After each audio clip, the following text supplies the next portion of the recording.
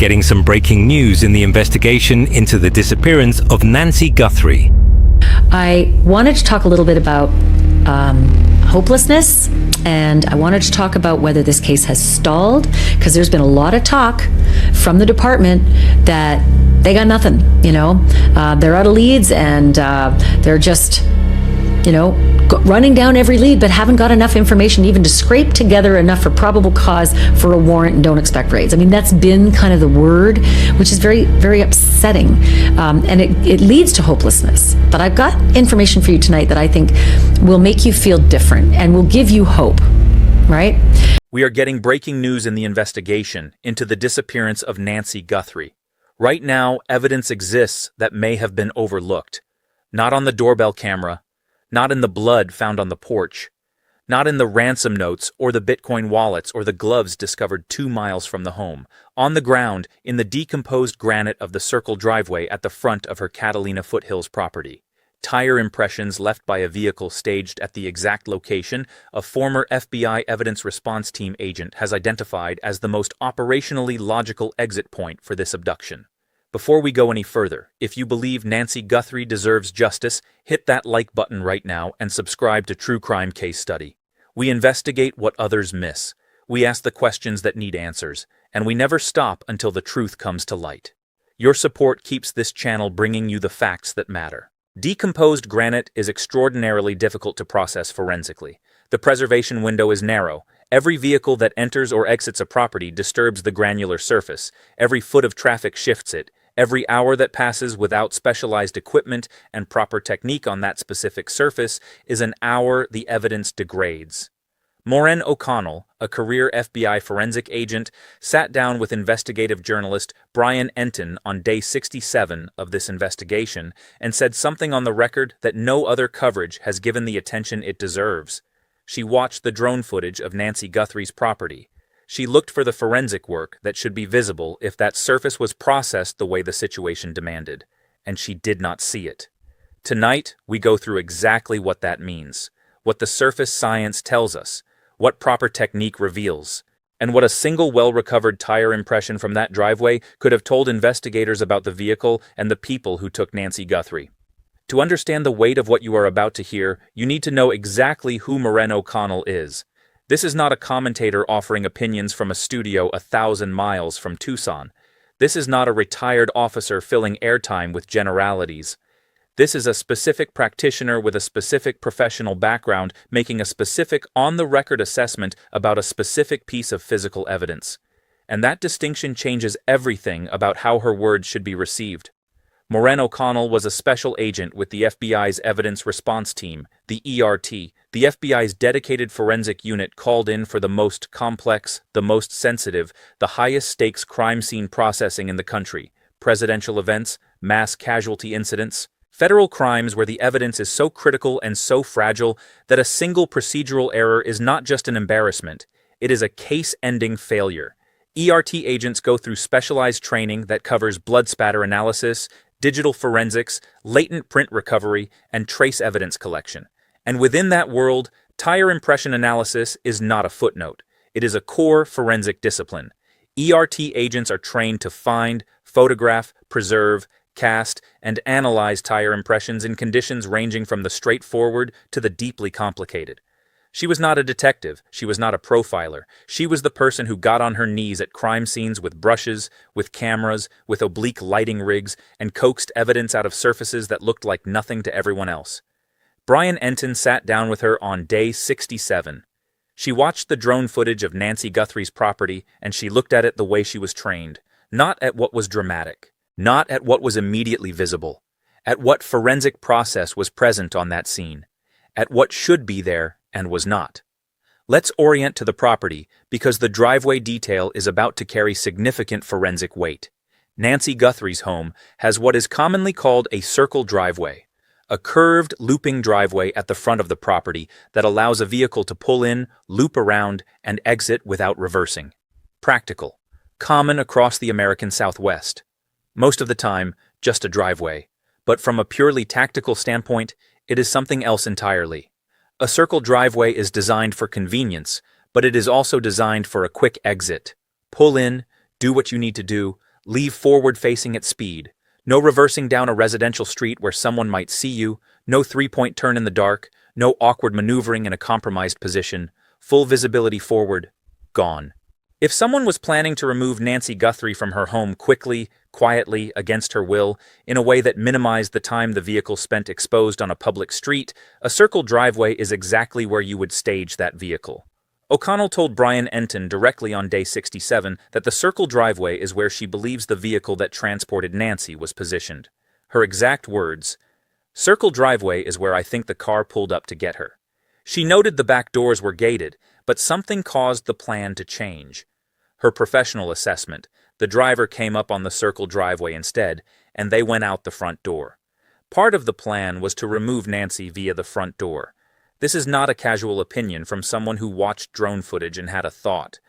This is the considered professional assessment of a career forensic investigator who has spent her life reconstructing what happened at scenes, working backward from physical evidence to the human actions that created it.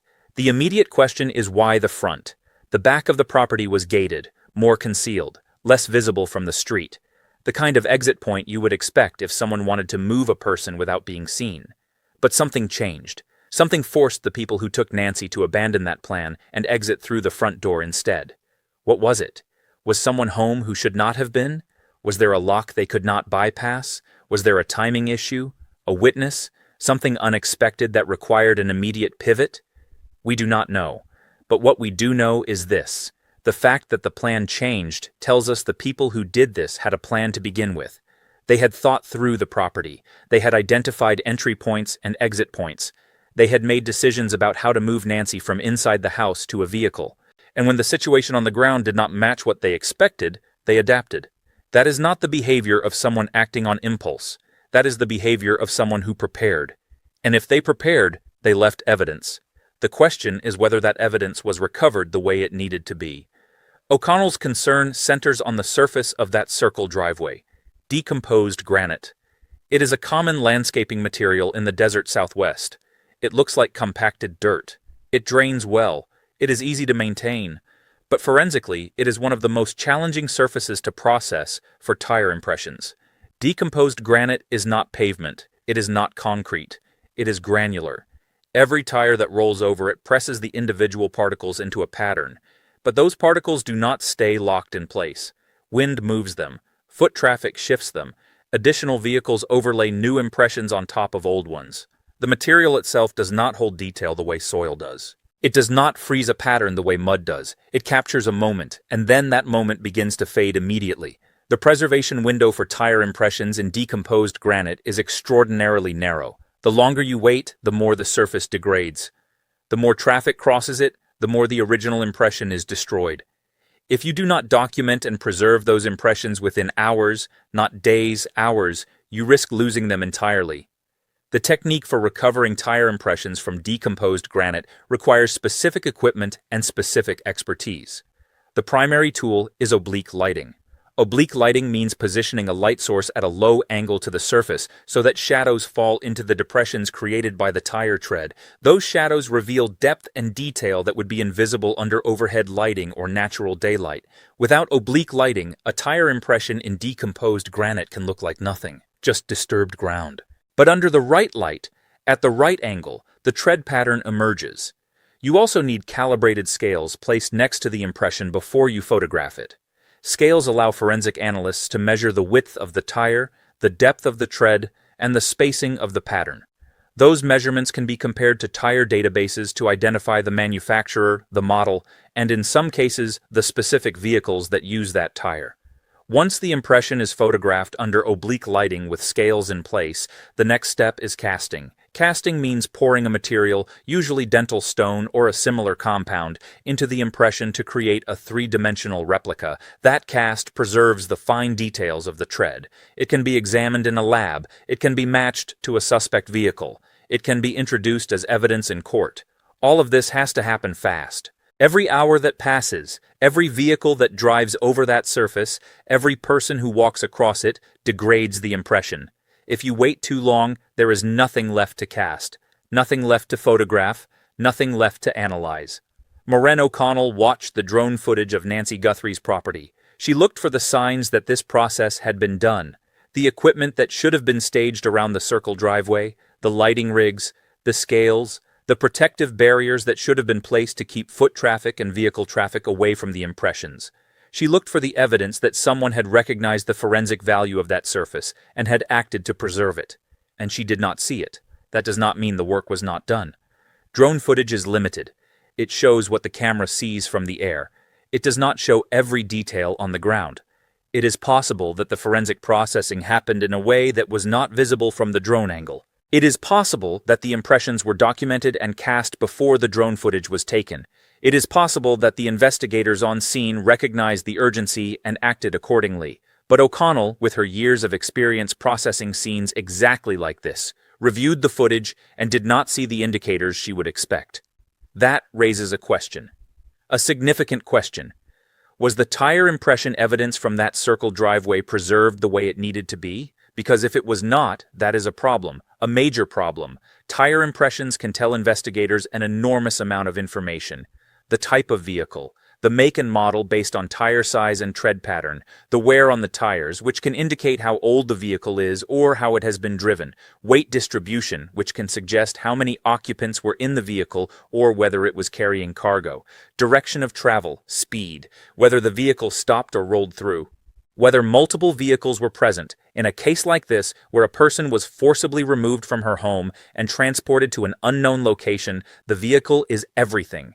Identify the vehicle, and you narrow the suspect pool dramatically. Identify the specific tire, and you create a piece of evidence that can link a suspect to the scene. Recover a cast of the impression, and you have something that can be matched to a vehicle later if a suspect is developed. Without that evidence, you lose a critical investigative lead. You lose a way to corroborate witness statements. You lose a way to eliminate vehicles that do not match. You lose leverage in interviews with potential suspects. You lose a piece of evidence that could have been the key to solving this case quickly. The concern is not hypothetical. It is grounded in the operational reality of how abductions are solved. Physical evidence from the scene is often the strongest evidence you have. Witnesses misremember. Cameras have blind spots. Digital evidence can be encrypted or deleted. But physical evidence, properly preserved, does not lie. A tire impression is objective. It is measurable. It is comparable. It is exactly the kind of evidence that breaks cases. And if that evidence was not preserved, if the window closed before the impressions were documented and cast, that is a loss that cannot be recovered. You cannot go back. Once the surface is disturbed, once the granules have shifted, once additional traffic has overlaid new impressions, the original evidence is gone. Forensic science can do extraordinary things, but it cannot reverse time. It cannot recreate evidence that was allowed to degrade. O'Connell's assessment matters because she knows what she is looking at. She has processed tire impressions in decomposed granite. She has worked scenes where the preservation window was narrow and the stakes were high. She knows what the setup looks like. She knows what the documentation process involves, and when she reviewed the drone footage of Nancy Guthrie's property, she did not see the hallmarks of that process. Now let's talk about what investigators are saying publicly, because the contrast between what the evidence could tell us and what the investigation has produced so far is striking. According to statements from the Pima County Sheriff's Office, the investigation has reached what they are calling the grind phase. That is a term used internally to describe the period after the initial flurry of investigative activity, when leads have been followed, evidence has been collected, and the work becomes methodical. Tips are reviewed, evidence is analyzed, labs are processing DNA, detectives are cross-referencing databases. It is slow, it is detailed, it is necessary, but it is also a phase you enter when you do not have a break in the case, when you do not have a suspect in custody, when you do not have enough probable cause to obtain a search warrant, when you are waiting for something, anything, to move the investigation forward. A deputy from the Pima County Sheriff's Office, speaking on the record, acknowledged that the case feels stalled to the public. He pushed back slightly on that characterization, describing the current work as a grind rather than a stall. But he also acknowledged that the department is out of leads, that they are running down every tip but have not developed enough information to scrape together probable cause for a warrant, that they do not expect raids, That is a careful way of saying they do not have a suspect, they do not have a location, they do not have enough evidence to compel a judge to authorize a search, and they are in a waiting pattern. The investigation has been consolidated into a task force housed at the FBI building in Tucson. That task force includes approximately 5 detectives from the Pima County Sheriff's Office Homicide Unit, plus a sergeant. The number of FBI agents assigned to the case is unknown. The move to the FBI building has increased information security significantly. What the task force is doing, what evidence they are analyzing, what leads they are pursuing, is now privy only to the people inside that building and the chain of command. That level of compartmentalization is not unusual in a high-profile case, but it does limit what the public knows. It limits what the media can report. It limits the ability of outside experts, people like Maureen O'Connell, to assess whether the investigation is on the right track. What we do know is this. DNA evidence has been sent to FBI labs in Florida for analysis. The results of that analysis have not been made public. We do not know what biological material was recovered.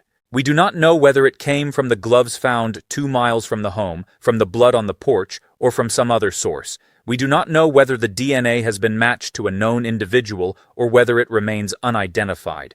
We know that ransom notes were found. Plural. Multiple communications. We do not know what those notes said. We do not know what demands were made. We do not know whether there was any proof of life. We do not know whether the ransom was paid or whether negotiations took place. We know that Bitcoin wallets were involved. That tells us the people who took Nancy were technologically sophisticated enough to set up cryptocurrency transactions. That is not a trivial skill. It requires preparation. It requires knowledge of how to create wallets, how to communicate wallet addresses, how to move funds in a way that is difficult to trace. It is another indicator that this was not an impulsive act. We know that gloves were found 2 miles from the home. That tells us the people who did this were aware of forensic countermeasures. They knew that leaving fingerprints would be a problem. They took steps to avoid it. The fact that the gloves were discarded 2 miles away is interesting. Was that a planned disposal point? Was it random? Does the location tell us anything about the route the vehicle took after leaving the property? We know there was blood on the porch. That tells us there was violence. Nancy did not leave willingly. She was harmed at the scene. The amount of blood, the pattern, whether it was consistent with a struggle or a direct assault, has not been disclosed. We know there was doorbell camera footage. What that footage shows has not been made public. Does it show a vehicle? Does it show a person? Does it show the moment Nancy was taken? We do not know. All of this evidence exists. All of it is being analyzed. But 67 days in, the investigation is in a grind. No arrests, no raids, no public identification of a suspect. Just methodical work and waiting. Which brings us back to the tire impressions. If those impressions were properly documented and cast, they could be part of the evidence being analyzed right now. They could be compared to vehicles owned by persons of interest. They could be cross-referenced with traffic camera footage to identify vehicles in the area at the time of the abduction. They could be the piece of evidence that narrows the search and focuses the investigation. If they were not properly documented, if the preservation window closed before the work was done, then that opportunity is gone.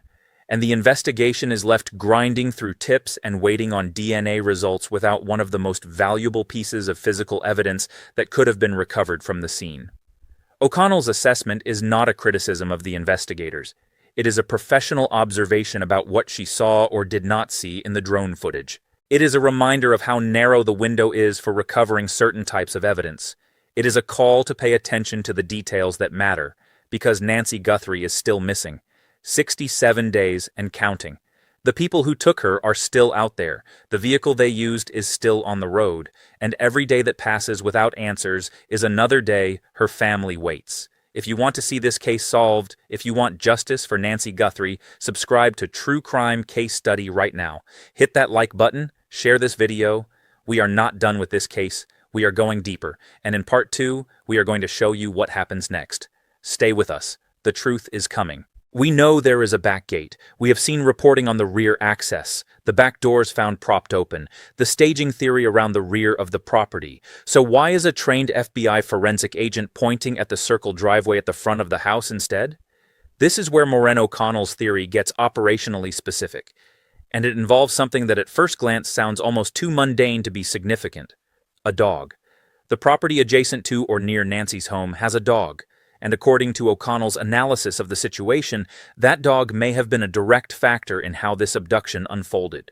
Her words, "She tied it in her head to the neighbor's dog because a squeak is a very high-pitched sound, and a high-pitched sound travels."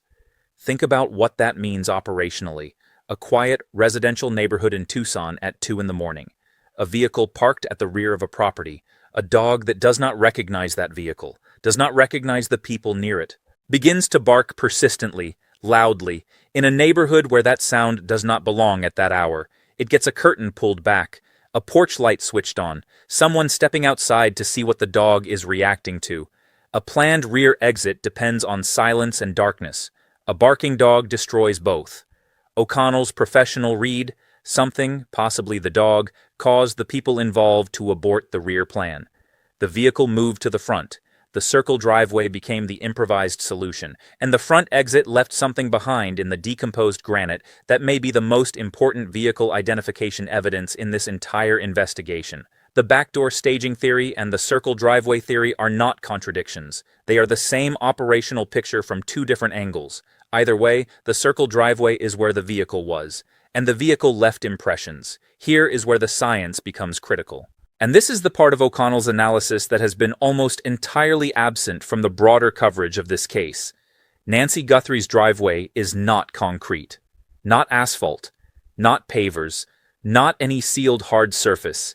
It is decomposed granite, DG, a naturally occurring material formed when granite rock weathers and breaks down into a loose granular aggregate, extraordinarily common in desert landscaping across the American Southwest, handles the heat, permeable to rainfall, minimal maintenance required. Forensically, a significant and specific problem for evidence recovery. Decomposed granite is not fixed. It is a loose, shifting granular material. When a vehicle drives over decomposed granite, it does leave a tire impression. The weight of the vehicle presses down on the granules, creating a pattern that corresponds to the tire's contact surface. But that impression, unlike an impression in wet soil or mud or clay, is fragile. It can be disturbed by foot traffic, shifted by another vehicle, broken down by wind. In a desert environment where temperature cycling and wind are constants, the preservation window is not generous. Then there is the photography challenge. Tire impressions in decomposed granite do not photograph under standard daylight conditions. The key technique, oblique lighting, positioning a light source at a very low angle, almost parallel to the surface, raking across it so that the light creates shadows in any depressions. You have experienced this principle without thinking about it forensically. Hold a flashlight parallel to a carpet, and footprints that were completely invisible in normal room light suddenly appear. Same principle. Raking light. Shadows. Contrast. The impression becomes visible. Without oblique lighting, tire impressions in decomposed granite are nearly impossible to capture in a photograph that is forensically useful and legally defensible in court. O'Connell watched the drone footage the way she was trained, not looking for what was dramatic or immediately striking, looking for what forensic process was visible on that scene. Specifically, whether investigators were conducting the kind of careful, systematic, technique-specific evidence collection on the driveway surface that the situation demanded. She looked for oblique lighting equipment, the portable rigs that ERT agents bring to scenes for exactly this purpose. She looked for technicians on their knees at ground level, with scales and cameras positioned for impression photography. She looked for systematic, grid-based documentation of the circle driveway surface. She looked for any activity centered on the decomposed granite that corresponded to impression recovery work. She did not see it. No oblique lighting rigs visible. No technicians working the decomposed granite on their knees. No systematic activity centered on the circle driveway consistent with what she would expect to see on a scene with this profile. Her exact words to Brian Enton, "I didn't notice anyone doing any type of capturing any type of impression in the soil out in front." She was careful and intellectually honest about the limits of what she could conclude. She acknowledged explicitly that the FBI may have done that work at a time when Enton's drone was not overhead. She cannot know from a drone video whether that work happened off-camera. She did not overstate. She was precise about the boundary between what she saw and what she could confirm, but she did not see it. And that absence, an experienced ERT agent looking at a scene and not being able to confirm that the most operationally significant surface on that property was processed the way it needed to be, is the forensic concern at the center of everything that follows. Let's build the complete chain, because this is what was potentially at stake on that circle driveway in the hours after Nancy was taken. A clear, well-photographed, properly scaled tire impression from the decomposed granite surface could tell investigators the tire model. The FBI maintains comprehensive tire tread databases built over decades, covering a substantial proportion of commercially available passenger, light truck, and commercial vehicle tires. The tire model narrows the vehicle class. The vehicle class, combined with surveillance footage, witness accounts, and electronic records, produces a specific vehicle. A specific vehicle produces leads to the people who took Nancy. That chain, impression to tire to vehicle to person, does not start without the impression, and the impression starts on the ground in the decomposed granite of the circle driveway at the moment the scene was still intact enough to hold it. We do not know whether the FBI recovered those impressions. We do not know whether the surface was protected before it was disturbed. We do not know what the investigation produced from that specific location.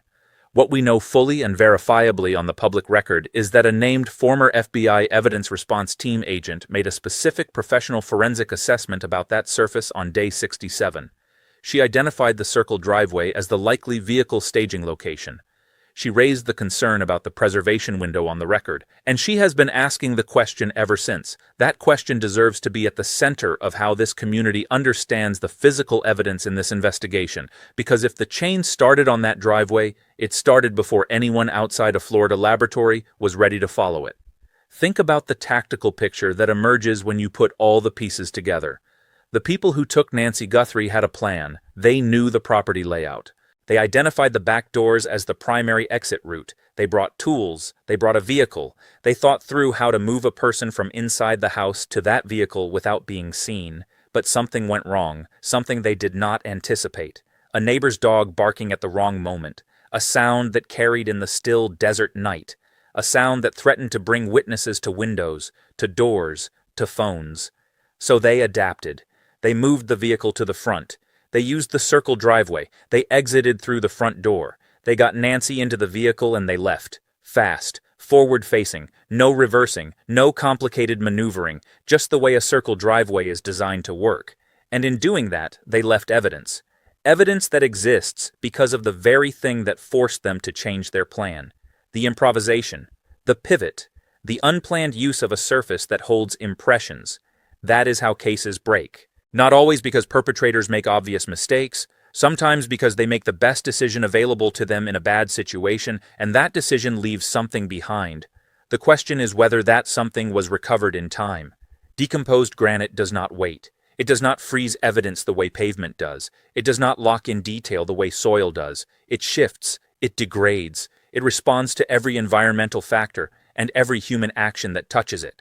The window for recovery is measured in hours, not days. And once that window closes, the evidence is gone. Not hidden, not obscured. Gone. Forensic science can do extraordinary things, but it cannot reverse the degradation of a granular surface that has been trafficked, weathered, and disturbed. If the impressions were not documented before the surface was compromised, there is no second chance. That is why O'Connell's observation matters. She is not speculating about what might have been there. She is identifying what should have been visible if the work was done, and she is saying, on the record, that she did not see it.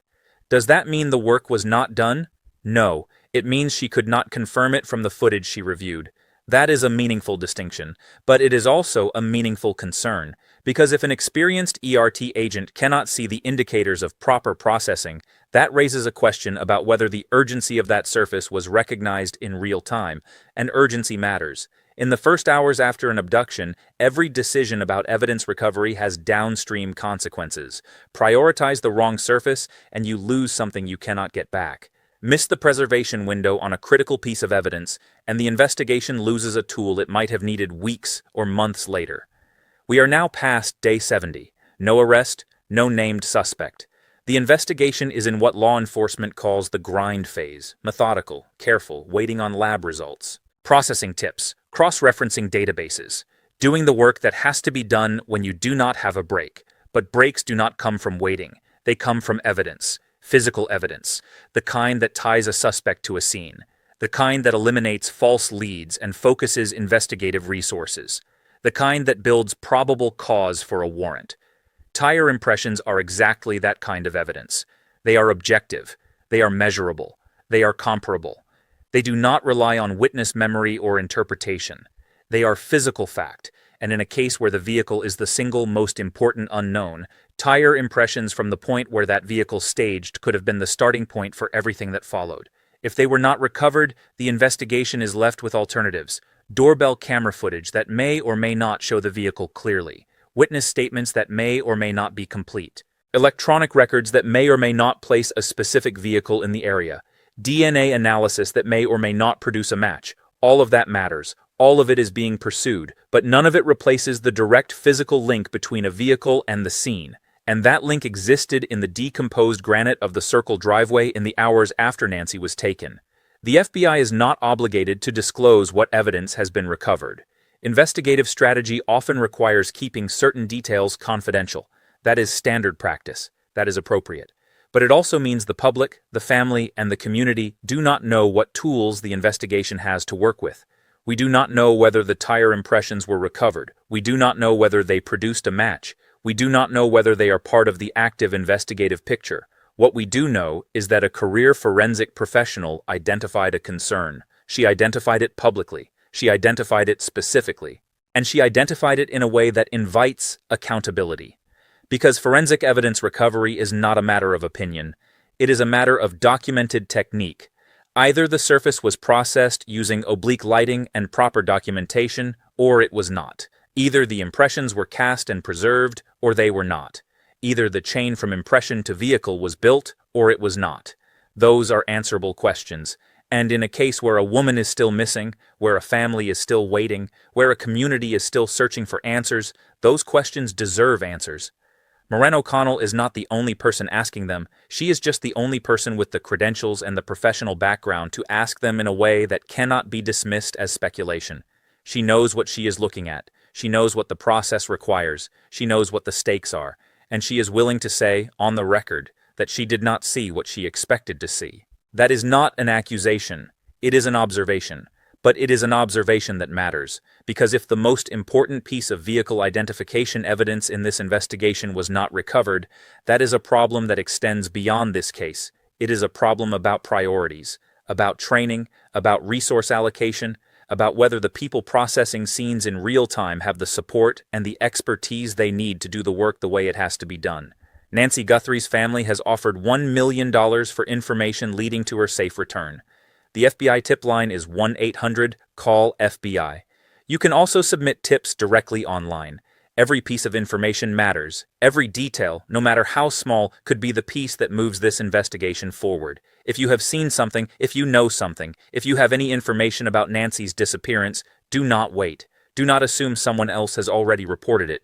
Make the call. Submit the tip. Be the reason this case breaks. And if you want to stay informed, if you want to be here when this case moves forward, subscribe to True Crime Case Study right now. Hit that like button, turn on notifications, because when this case cracks, when an arrest is made, when Nancy is found, you will not want to find out 2 weeks later. You will want to be part of the community that never stopped watching, that never stopped asking questions, that never stopped demanding answers.